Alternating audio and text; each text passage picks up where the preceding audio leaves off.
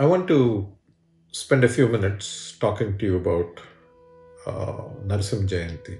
So, if you look at the Rupa, the form, Narasimha Rupa, if you look at this evolution in the different forms in the Dashavatara, coming all the way up to Narasimha Avatara, the very first one in the Dashavatara is the Matsya Avatara. Matsya, as you probably know, is fish. And again, I'm assuming that you know the background in that thing.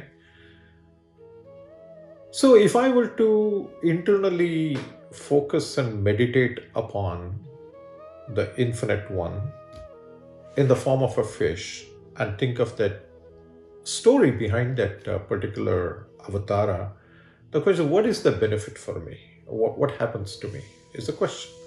So if I were to sit and meditate to start with on that form of Matsya, the fact is that a fish, of course, lives in the water and it cannot live outside the water. But sunlight, energy, sunlight and air, it's all above the water, right? So if you want any direct sunlight, it has to necessarily come out of the water, which it cannot.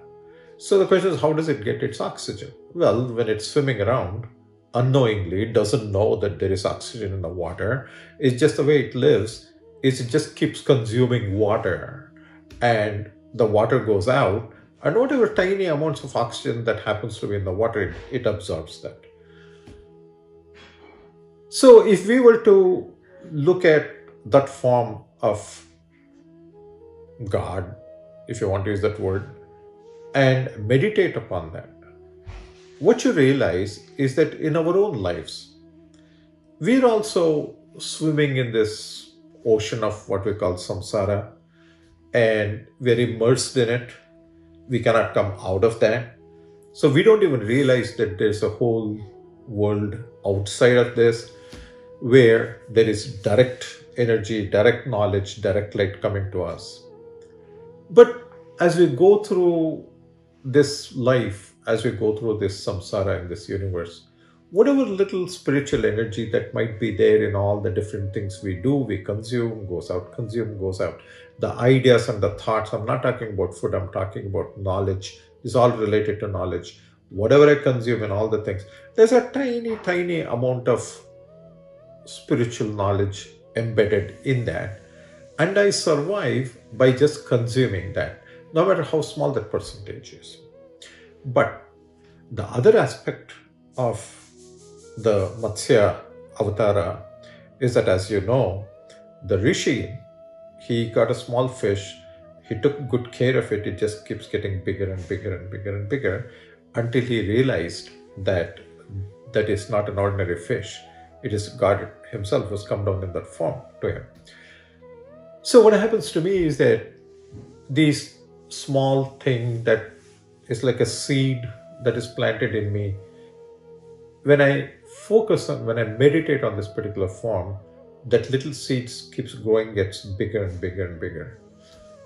And the question is, in this evolution, what happens next? Well, the next thing is that it will actually go to the next form, which is the turtle or the tortoise form, right? Kurma Avatara. So the interesting thing about that is that what happens to me if I were to meditate upon that is that just like a tortoise, it can both swim in the water as well as come out of the water. Well, it turns out that in the water, it's very elegant.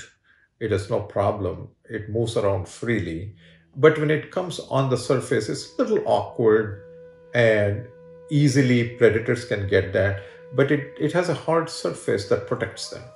Similarly, when I meditate upon that form in my own spiritual evolution, what happens is there are times when I can come out of this water called samsara. I come out of that briefly, and while I'm outside that, I'm protected by this covering, this shell, which makes me safe from predators that may be out there. You continue that evolution, then there is Varaha. So Varaha Rupa, that particular form, as you probably know, is the one that when the Bhumi, when Earth went off its track because of this force we refer to as Hiranyaksha, put it off the track, it actually brought it back on track.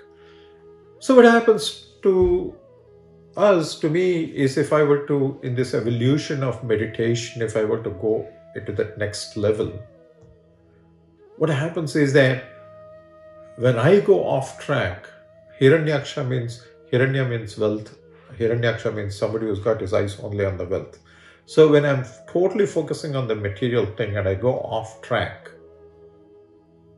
after all, the Bhumi goes around the sun. So similarly, when my life is not orbiting around the infinite one, when it goes off track, what happens is that this form, in this Varaha Rupa, I will be brought back on track so that I again orbit around the infinite one.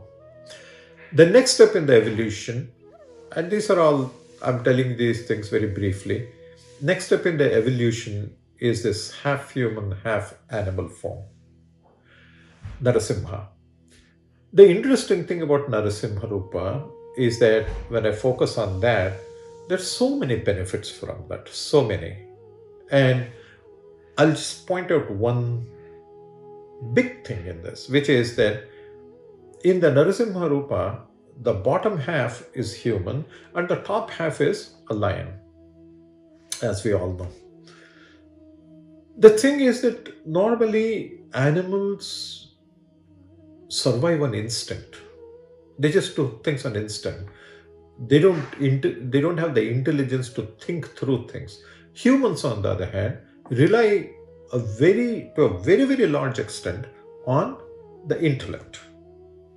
Whether it takes us in the right place or the wrong place is a different thing, but we do think through things, and what we think is right, that's what we end up doing.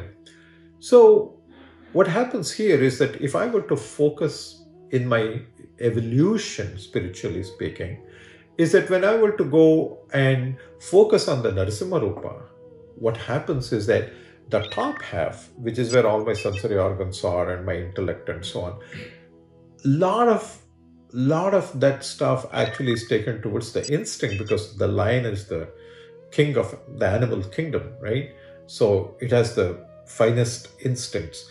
So what happens is my sixth sense, so to speak, which we call Sakshi, becomes activated. So in my intellectual pursuits, actually a good part of instinct will come built into that thing. And secondly, normally everything bottom half, we go by our instincts in our material pleasures and so on. That actually becomes human in the sense that it's the human intelligence that will allow us to think through the consequences of our actions when we go after material pleasure. And in those things which normally is instinctive, it's actually the intelligence that will come and control that. So this is a beautiful evolution spiritually when you go from Matsya to Narasimha in meditation.